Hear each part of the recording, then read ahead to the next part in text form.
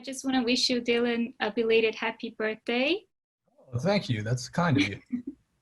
So from one Leo to another, I just turned 28 myself a few days ago. Happy So birthday. thank you. Do you feel old yet?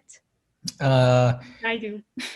I mean, I think there's definitely a societal pressure saying I'm kind of old now, like I'm almost to 30, I guess. But I've felt the same way since I've been like 14. I don't feel like mentally I've progressed very much.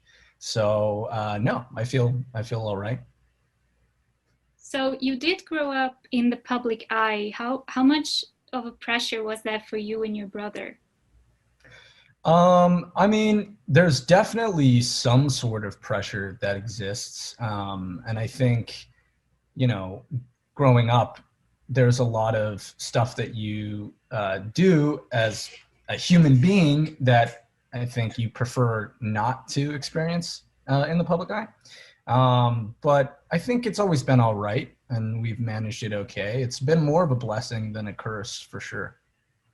So you don't wish sometimes that you would have grown up differently, away from the spotlight?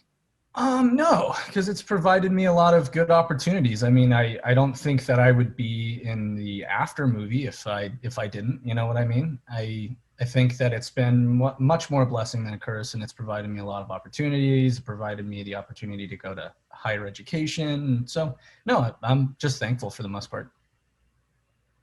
I was going to ask you if you regret coming back to acting, but I guess you just kind of answered that too. So do you enjoy sharing your life on social media, or is that something that stresses you out? I definitely enjoy sharing my life on social media for the stuff that I do share, right? I feel like we three have this in common. We're not, I don't think we're very active on social I media don't think in we're the general. most, yeah, particularly active, um, active aardvarks. Yeah, Not there. artworks. I like that. I was like awkward turtle. I was like, what's the word? Like active aardvark? Yeah, I just said. So what was the best advice you got as a young actor or actress? All of us? Yes? Oh, so I was just like, the best advice. Well, I think it changes. It changes the best piece of advice because you always get a new piece, and then you're like, oh, well, that feels more relevant, you know, to today. But I don't. I'm going to go with something very generic, being in the moment, because I can't think of anything else on the top of my head.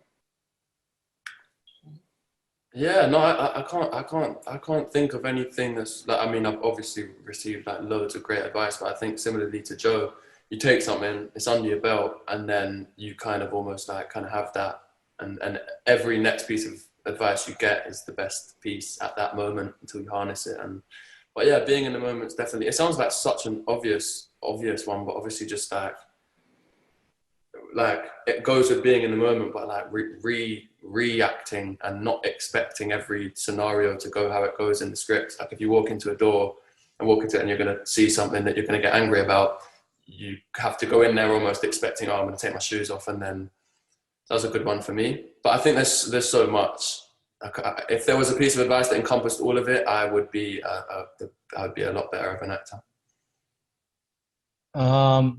Best piece of advice I feel like I got was to look at acting somewhere in between being a profession, like a craft, and a profession, right?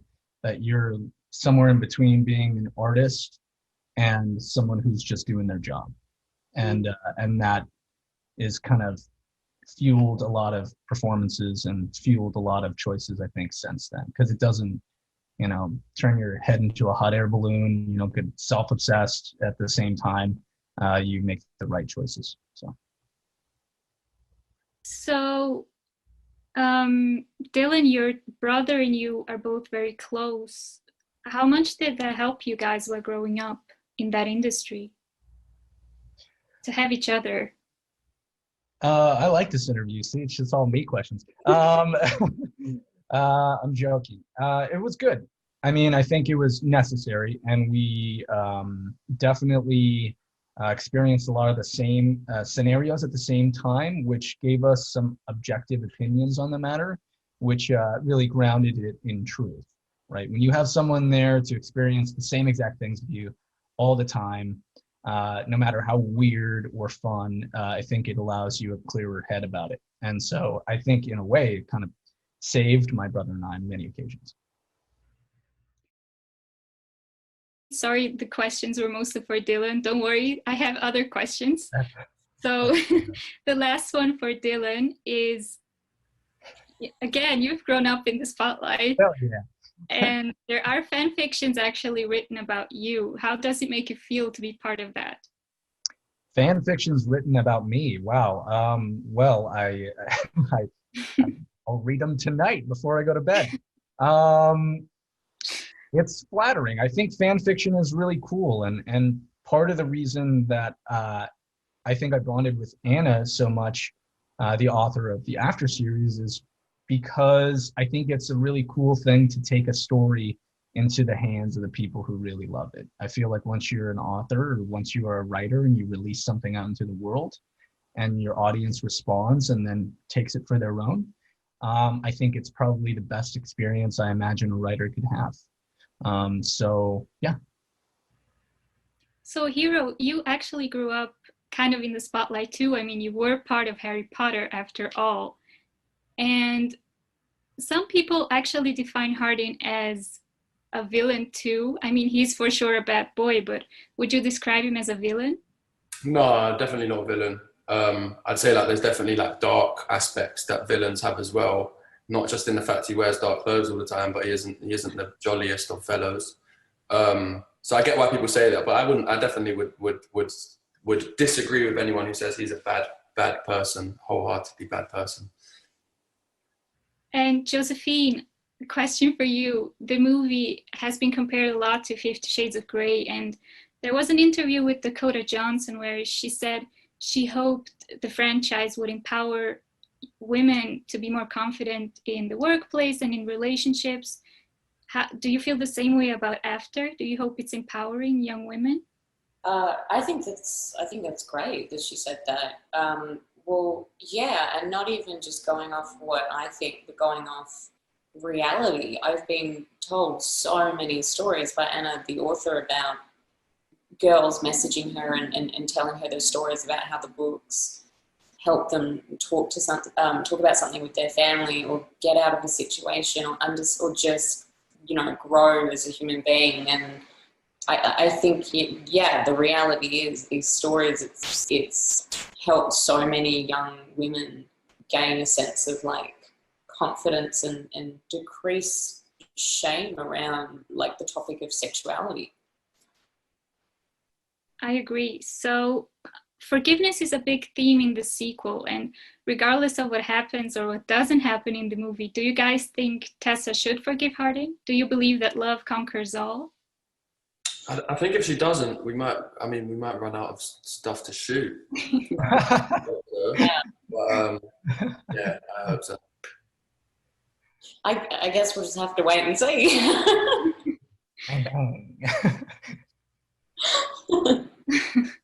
So Tessa has come a long way since the first movie, which I guess change was the big thing in the first one. Did playing this role change you in some way, or did you learn something from Tessa? I'm sure I did. It's difficult to sort of, I was saying this the other day, when something becomes your new normal, it can just be difficult to figure out what like has changed. But yeah, I think just in my life, like I've learned so much more about how a set works and the roles and the behind the scenes of the industry, and so much with that. And yeah, I think every character you play teaches you something. I'm not sure I can put into words what it's taught me yet, though. I might figure it out later. So Tess and Hardin are obviously very different. Do you agree that opposites attract? Not always. No. I think there's a lot. And just talk about it. Yeah. I mean, I think there's more to it than that, but yeah, it's all circumstantial, isn't it?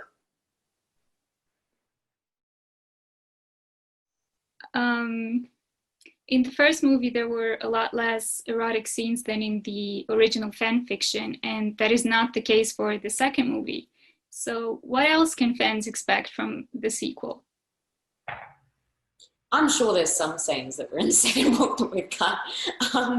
I think fans can just expect tonally a different experience to the first movie, and the way we're telling this story, it is a little older, and it's just different to how we're telling the first. And I think they can expect a lot more excitement and